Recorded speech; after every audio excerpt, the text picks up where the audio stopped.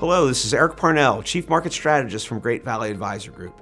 And with the 2023 calendar year drawing to a close, it's a good time to take a look at the year ahead with the 2024 market outlook. We'll begin with our customary look at the U.S. stock market, which has rallied strongly from its October lows over the last month and a half. We have good reason to think that the rally will continue in U.S. stocks as we go into 2024. And there's a number of fundamental reasons in support of that idea. We continue to see strong and improving corporate earnings. Corporate profit margins continue to widen. The U.S. economy remains strong, and inflationary pressures continue to come down, which is a mid-single-digit to low double-digit return on the S&P next year. Now, looking more broadly across the entire U.S. stock market, there's the potential for even more upside in areas both within and outside of the S&P 500. This includes the equal-weighted S&P 500, as well as mid-caps and small-caps in the U.S., which have even further room to move to the upside to catch up with the large-cap S&P 500.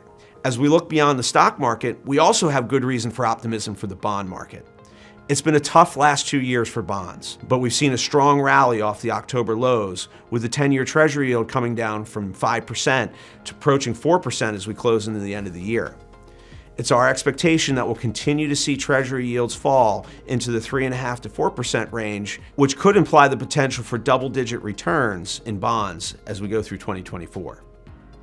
Now, a third factor that gets a lot of discussion is whether the Federal Reserve is going to lower interest rates in 2024.